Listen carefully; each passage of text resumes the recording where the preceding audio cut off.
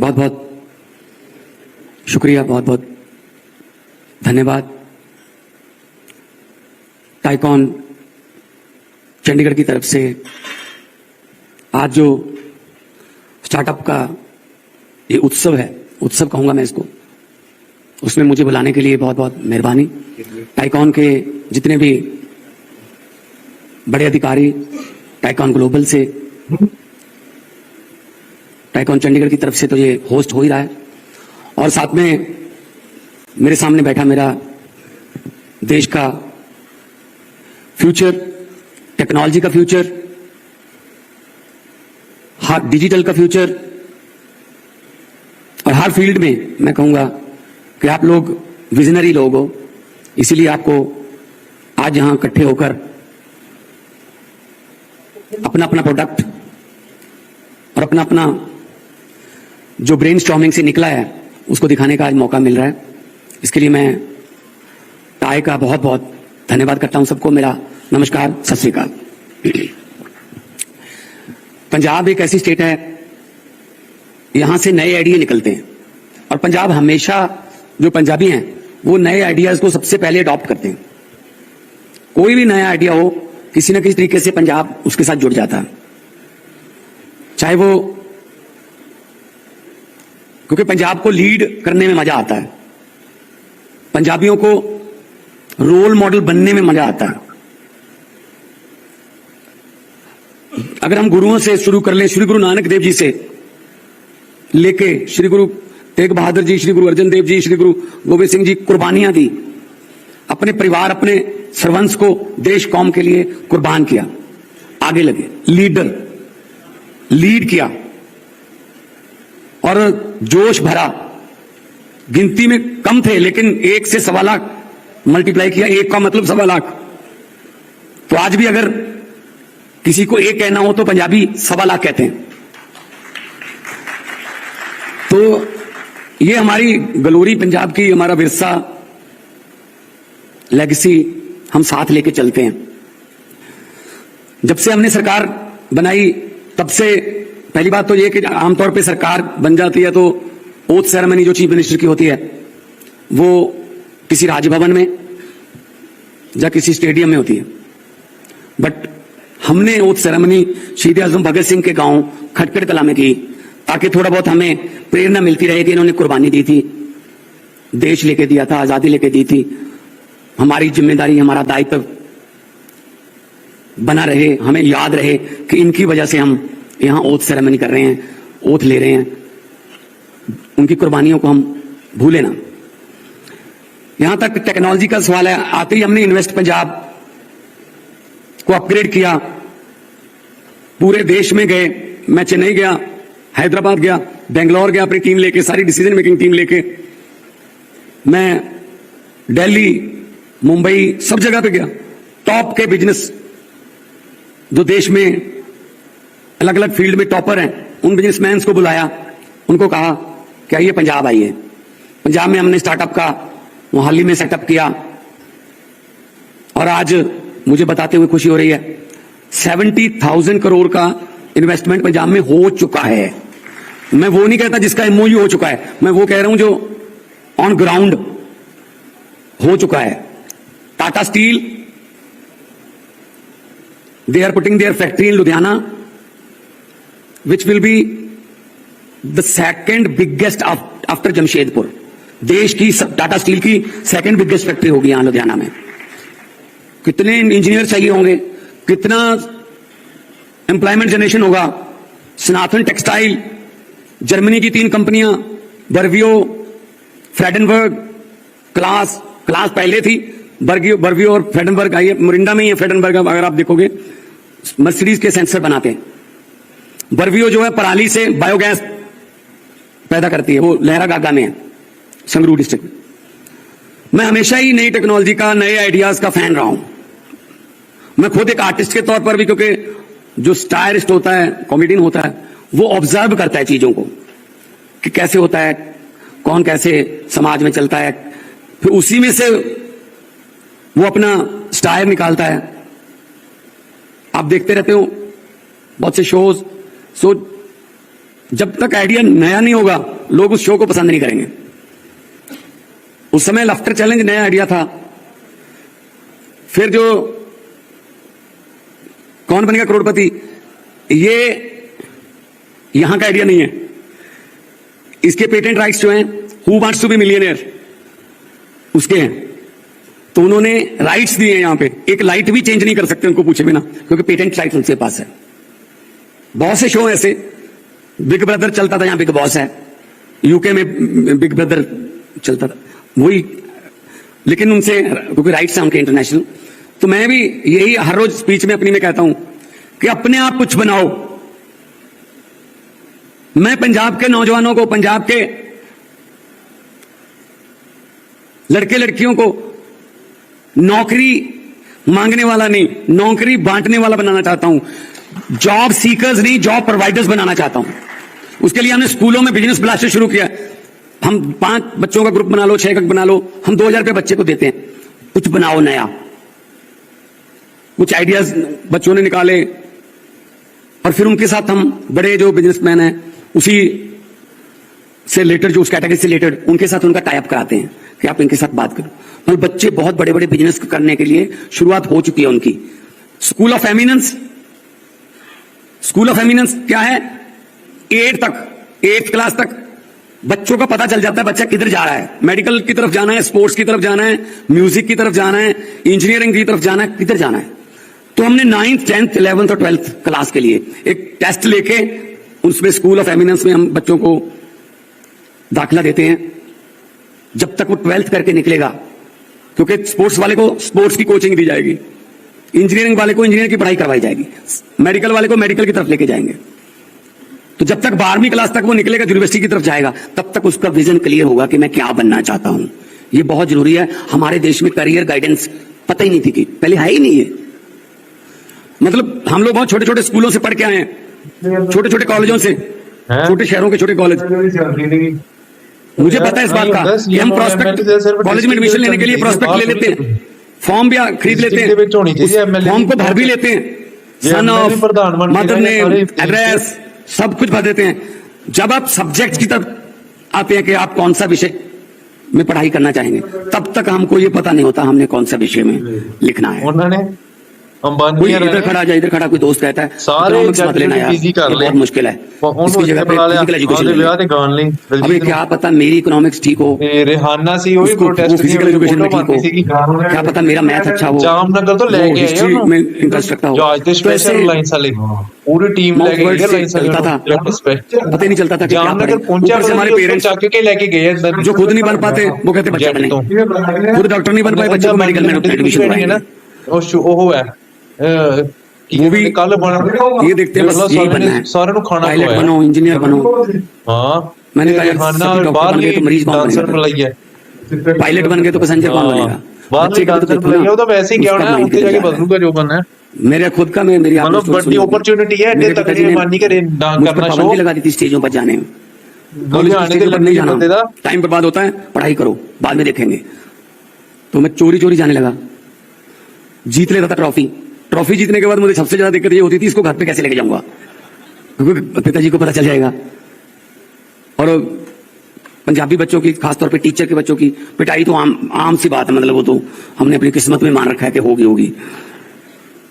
तो उसके बाद जब मैं I was in 12th grade at that time, 17.5 years की मेरी एज थी, 17.5 साल की उम्र में अचानक से मेरी सीडी आई और सुपर डुपर हिट हो गई। तो 6 महीने बाद नेक्स्ट आ गई, उससे भी हिट हो गई। तो फिर वही मेरे पिताजी स्वर्गीय महेंद्र सिंह जी वही अखबार को इंटरव्यू देने लगे। बच्चे में बहुत पोटेंशियल था, मैंने बहुत इनकरेज किया। मैंने कहा कब किया सर, मैंने कहा कब किया इनकरेज, पिटाई की है, सच बोल दो इसमें क्या है। तो उनको भी फिर ये लगने लगा ना कि मैं, मतलब यहां तक हो गया था, फेम का जो नशा है माता पिता को कैसे चढ़ जाता है। तो मेरे पिताजी ने फोन किया मेरी छोटी बहन को, सगी बहन है मेरी छोटी, मनप्रीत, कि मनप्रीत मैं बोल रहा हूं फादर ऑफ भगवंत मान। उसने कहा जी मेरे नहीं हो। तो उनको आदत पड़ गई थी ये बोलने की कि मैं फादर ऑफ भगवंत मान।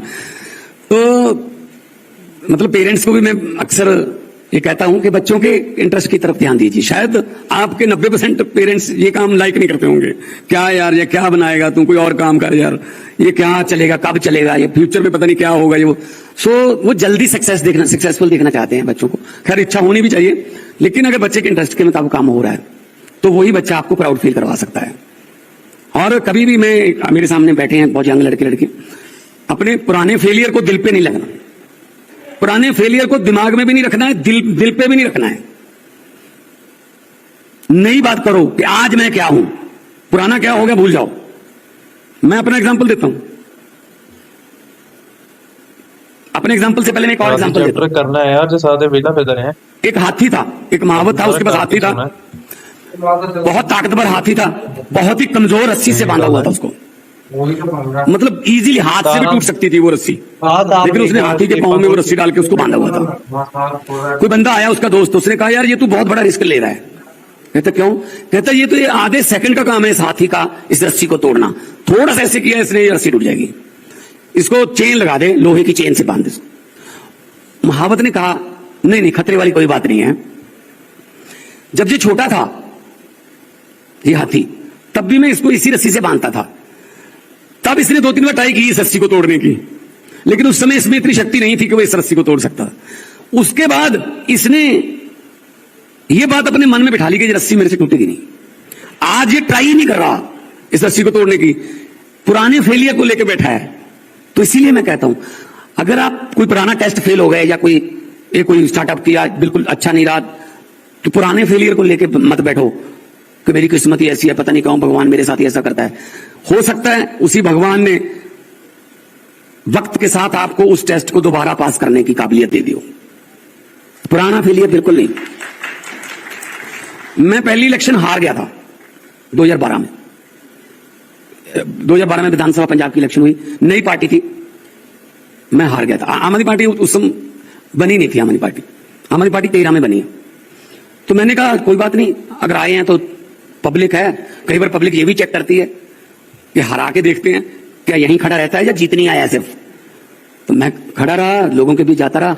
उसी इलाके से आज जो बोल रहे थे 2,12,000 से मतों के पंजाब में रिकॉर्ड मार्जिन से लोगों ने जिता के मुझे नेशनल असेंबली में भेजा, पार्लियामेंट में भेजा। तो परमात्मा जो करता है सही करता है। पहले मुझे ये था कि यार मैं तो हार गया, यार लोग इसका मतलब चेंज नहीं चाहते, कुछ मैं चेंज चाहता हूं, सिस्टम में चेंज करनी।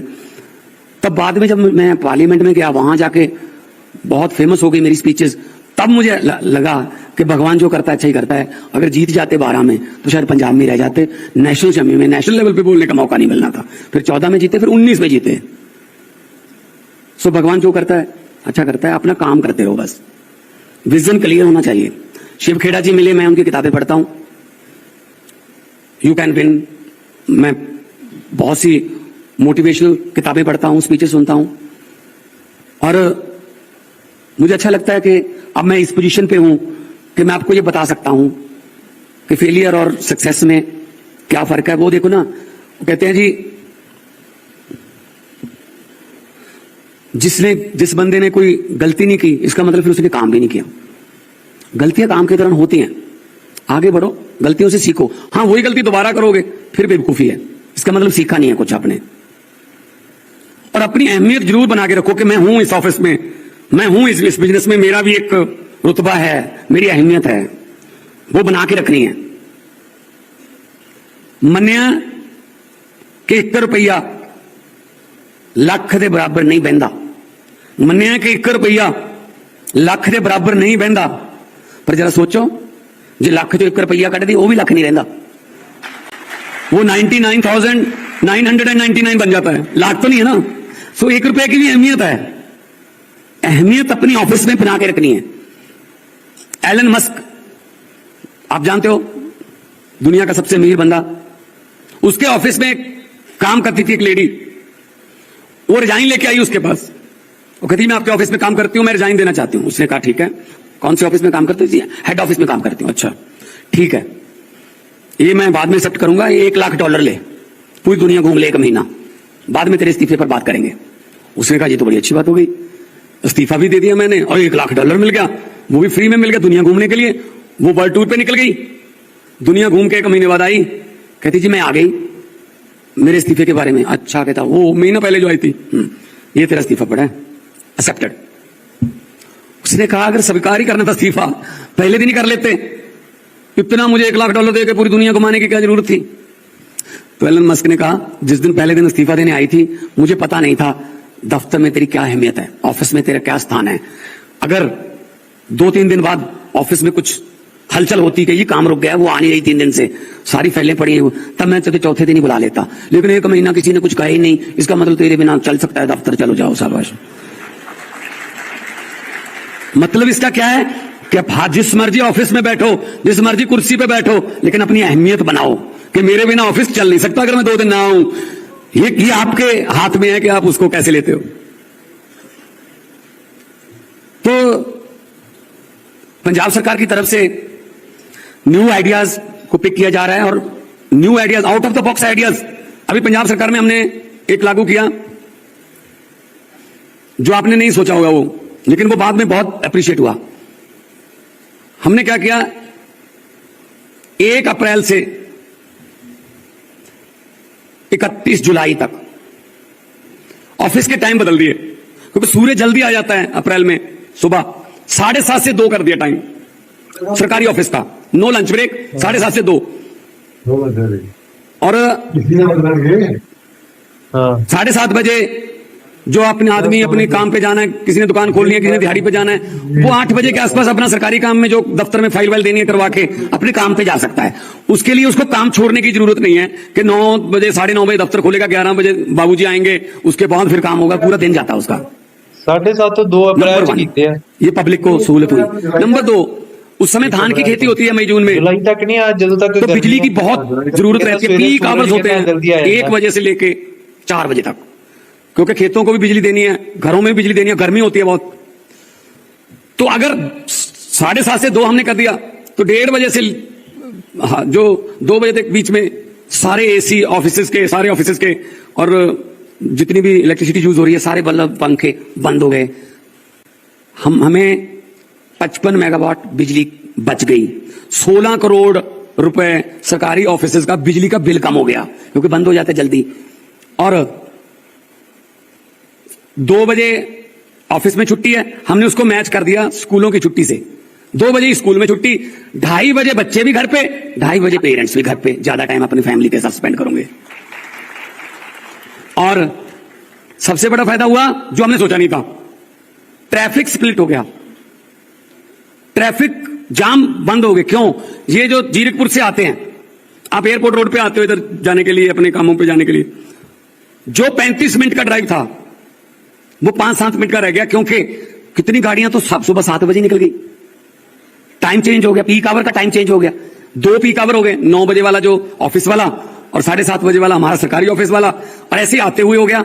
आधी गाड़ियां 2 बजे के बाद ही निकल गई, तो 5 बजे वाला रश कम हो गया। आपको जानकर खुशी और हैरानी होगी, गल्फ न्यूज ने ये न्यूज अपने हेडलाइन, टॉप हेडलाइंस में दी, और दिल्ली और कोलकाता में ममता बनर्जी जी की मुझे बात हुई तो कह रहे ये मुझे बता दीजिए कैसे किया आपने। दिल्ली और कोलकाता में भी ये आने वाले दिनों में ये एक्सपेरिमेंट किया जा सकता है कि हम ऑफिस को 2-3 जोन में बांट लें। 8 बजे वाले स्कूल, 9 बजे वाले, 8 बजे वाले ऑफिस, 9 बजे वाले ऑफिस और 10 बजे वाले ऑफिस। 3 भागों में हमारा ट्रैफिक बांटा जाएगा। 33% तो ट्रैफिक नहीं होगा, आते हुए भी यही रहेगा। छुट्टी वो जो 8 बजे वाला वो 3 बजे, जो 9 बजे वाला वो 10 बजे, जो 10 बजे वाला 5 बजे, तो फिर ट्रैफिक कम हो जाएगी इससे। कुछ आइडियाज नए जो हैं, मैं भी स्टार्टअप ही कर रहा हूं वैसे, तो अच्छा रहा, कामयाब रहा ये। फिर हमने एक colour coding of stamp papers की। आमतौर पे यहाँ पे बिजनेस करना है, कहीं भी करना देश में, पहले जमीन ले लेते हैं।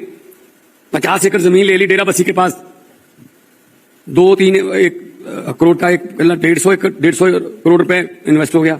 CLU नहीं मिल रहा, CLU के पीछे चले हुए हैं। दफ्तर में बाबू नहीं मिल रहे, बुधवार वीरवार कर रहे हैं, 6 महीने हो गए CLU नहीं मिल रहा।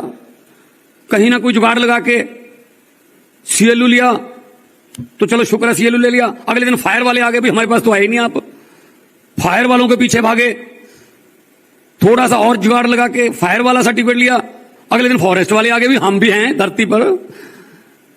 वो हुआ 2-2.5 साल मिल जाता लगा, पैसा स्टक हो गया 150 करोड़ 2-2.5 साल स्टक हो गया। कई बार तो ऐसा हुआ कि चलो छोड़ो यार, जमीन बेचो, चलो चलते हैं कहीं और चलते हैं। दुखी हो जाते थे व्यापारी। हमने एक बहुत ही यूनिक आइडिया निकाला, 100% मेरा स्टार्टअप है ये। मैंने क्या काम करते हैं, जो स्टैम्प पेपर है ना, इसकी कलर कोडिंग कर देते हैं। अब क्या है, पंजाब में जमीन खरीदनी नहीं है, आइडेंटिफाई करनी है। पहले आइडेंटिफाई करके उसका जमीन का जो नंबर है, खाता नंबर या खतौनी खेवट फर्द का नंबर, वो इन्वेस्ट पंजाब के या तो पोर्टल पे डाल दीजिए या फिर हमारे माली वाले ऑफिस में आ जाइए। हमारी टीम CLU वाली जाएगी उस जमीन पर, हमारी टीम फॉरेस्ट वाली जाएगी उस जमीन पर, फायर वाली जाएगी उस जमीन पर, पोल्यूशन वाली जाएगी उस जमीन पर। It will take 15 days 2 weeks. 15 दिन में सारी टीमें हमारी जाके हमें बता देंगी जी हमारी तरफ से ओके है, यहां फैक्ट्री अगर लगाना चाहते हैं हमारी तरफ से NOC है, कोई ऑब्जेक्शन नहीं है हमें। फिर हम कहेंगे इंडस्ट्रियलिस्ट को कि अब ना जो जमीन का सेलर है, जो बेच रहा है जमीन, उसको बुला लें। बुला भी इन्वेस्ट पंजाब के ऑफिस में ले, कहीं कचहरी में नहीं जाना पड़ेगा, वहीं पे AC कमरे में एक तहसीलदार बैठा है कंप्यूटर लेके, आज आपकी रजिस्ट्री हो जाएगी, लेकिन आपको ग्रीन रंग का, हरे रंग का स्टैम्प पेपर खरीदना पड़ेगा, क्योंकि वो महंगा होगा थोड़ा। कारण उसमें CLU के पैसे भी उसमें चार्ज हैं, उसमें फॉरेस्ट का भी सारा इंक्लूडेड है, उसमें जितनी भी आपको NOC चाहिए उसका जो फीस है वो इंक्लूडेड है। तो जैसे ही आपकी रजिस्ट्री हो गई 15 दिन बाद, 16वें दिन बाद आप भूमि पूजन करवा के या सुखमनी साहब का पाठ करवा के अपनी फैक्ट्री की पहली ईंट लगाकर अपना काम शुरू कर सकते हैं। 16 दिन, सिर्फ 16 दिन। और हमारे पास 100 से ज्यादा ऐसे लोग आ गए, और जो हैरान हो रहे हैं, ये ऐसा काम जो पहले 16 महीने नहीं होता था 16 दिन में होने लगा। ऐसे हमने हाउसिंग के लिए कर दिया, रेड कर दिया उसके लिए। उसको रेड खरीदना पड़ेगा स्टैम्प पेपर, सारी इंक्लूडेड, सीवरेज बिजली सब उसमें इंक्लूडेड होगा। हाँ, अगर वो कहे कि मेरे प्लाट बिके नहीं, आधे में फैक्ट्री लगा लेता हूं, फिर हम अगर जाएंगे पूछेंगे ले आओ जी स्टाम्प पेपर, वो रेड दिखाएगा, काम ग्रीन वाला कर रहा है, तो फिर या तो फिर फाइन होगा, या जरूरी नहीं है कि हम उसकी परमिशन दें हम उसको, क्योंकि रेजिडेंशियल एरिया में हम क्यों देंगे परमिशन किसी फैक्ट्री की। तो ये फायदा होगा। 2 साल बाद आपकी फैक्ट्री में कोई आया, बाबू कागज दिखाइए, कुछ दिखाने की जरूरत नहीं है, ग्रीन स्टैम्प पेपर दिखाइए। ग्रीन का मतलब ऑलरेडी सब कुछ आपने पे कर दिया। तो ये आइडिया भी हमारा बहुत अच्छा जा रहा है। सो आइडियाज हैं, तो पंजाबी आइडियाज में माहिर हैं हम, तो ग्लोबल सिटीजन हैं, जिस देश में हम गलती से भी चले जाएं वहां भी कामयाब हो जाते हैं। हाँ, बहुत कामयाब हो जाते हैं, जहां मर्जी चले जाओ।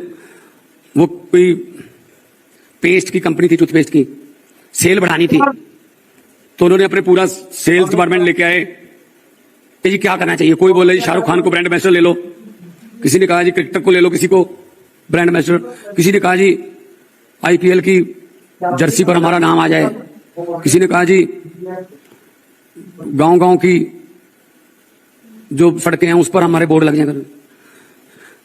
एक पंजाबी बैठा था वहां, उसने कहा जी आइडिया मेरे पास है, लेकिन मैं यहां आपको बता नहीं सकता क्योंकि बस आइडिया ही है मेरे पास, तो लेकिन आपको ये एग्रीमेंट करना पड़ेगा, उसके बाद जो सेल बढ़ेगी उसमें से 25% मेरा। कहते ठीक है, कंपनी के साथ एग्रीमेंट कर लिया 25% का। कहते किसी शाहरुख खान को नहीं लेना, किसी क्रिकेटर को नहीं लेना, 1 रुपया भी नहीं लगेगा। कहते क्या, कैसे होगा फिर? कहते देखो अब जो हमारा टूथपेस्ट है ना, ये थोड़ा दबाने से थोड़ा सा निकलता है, पेस्ट जो है ब्रश के ऊपर, लोगों को आज तक कहता है ऐसे दबाने की है, थोड़ा सा इसका मुंह खुला कर दो, जैसे ही दबाएंगे इतना निकलेगा। और कभी आपने पेस्ट दोबारा वापस डाला है? नहीं। तो चलो कोई बात नहीं, ज्यादा आ गया कोई बात नहीं। भाई साहब 70% सेल बढ़ गई, कुछ भी नहीं किया। आइडिया है, बस आइडिया है।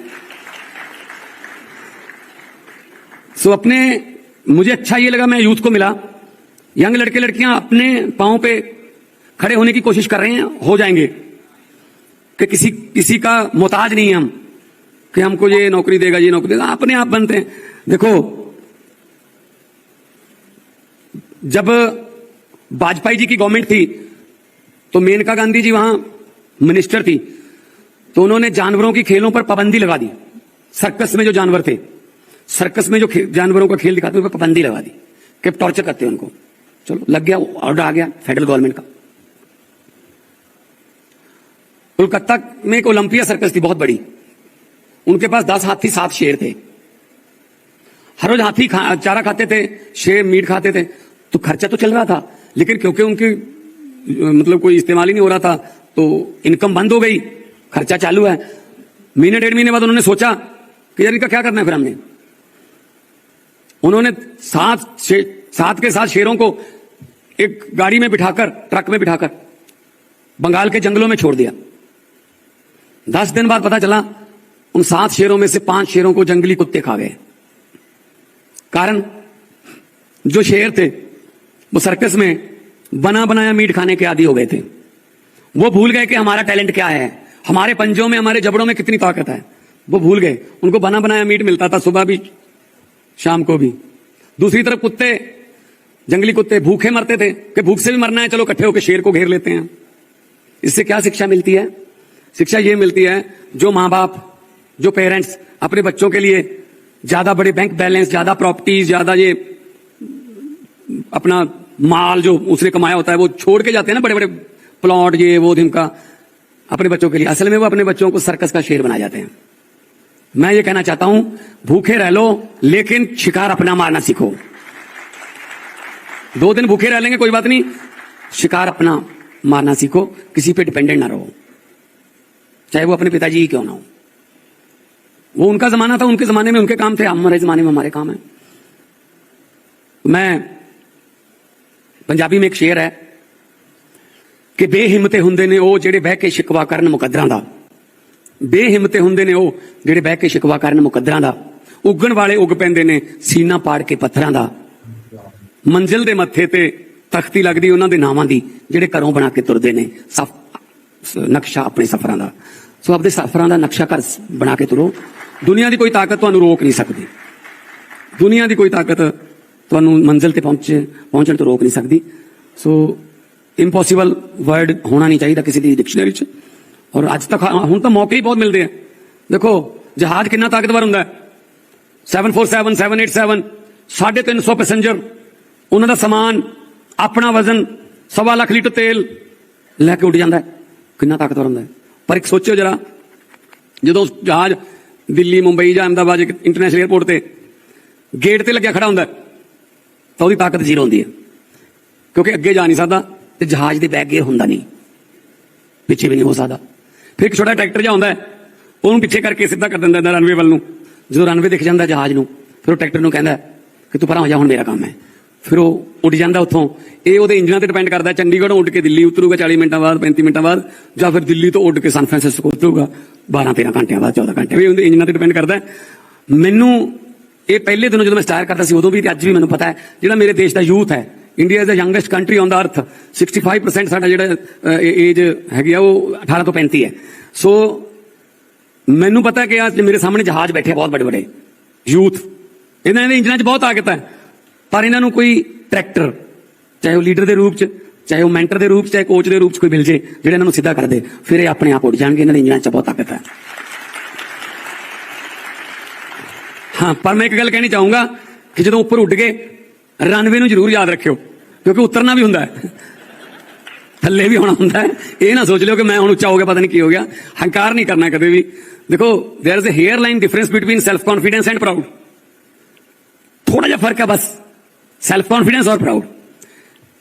मैं भी ये काम कर सकता हूं, सेल्फ कॉन्फिडेंस है। मैं भी ये काम कर सकता हूं, सेल्फ कॉन्फिडेंस है।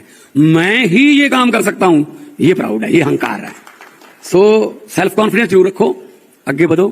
मुझे अच्छा लगा कि अज इतने बहुत ही एक्सपीरियंसड बिजनेसमैन भी ने, टाइकॉन नाम ही ऐसा है। सो अज इतने विदेशों तो भी साडे मित्र दोस्त आए ने, और बहुत सारे पूरे देश तो नए लड़के लड़कियां अपना काम आगे बढ़ाने के लिए आए हैं। और Mohali will be the next silicon valley of India. आप आइए, मोहाली में काम करिए। सरकार की तरफ से आपको फाइनेंशियली भी, आपको जो जरूरत होगी, किसी यूनिवर्सिटी के से जुड़ना है, किसी मतलब लैब से जुड़ना है, कोई और चाहिए, कोई लेटेस्ट मशीनें चाहिए, सब कुछ हम आपको प्रोवाइड करवाएंगे। आइए पंजाब में काम करें, गुरुओं पीरों की धरती है, बहुत फर्टाइल लैंड है। जो भी आता है, मैं जो भी इंडस्ट्री से मिलता हूं उससे मैं एक बात कहता हूं कि एक बार पंजाब में आके इंडस्ट्री लगा लो। मैं इस बात की गारंटी लेता हूं कि ये बरकत वाली धरती है, यहां कोई भूखा नहीं मरता, ये पूरे देश का पेट पालने वाली धरती है। इसलिए यहां का बंदा, यहां में बंदा भूखा रह जाए, ये सवाल पैदा नहीं हो सकता। सो हमारे तो गुरु नानक देव जी ने 20 रुपए का लंगर लगाया था बहुत सालों पहले, वो 20 रुपए का लंगर अभी भी चल रहा है।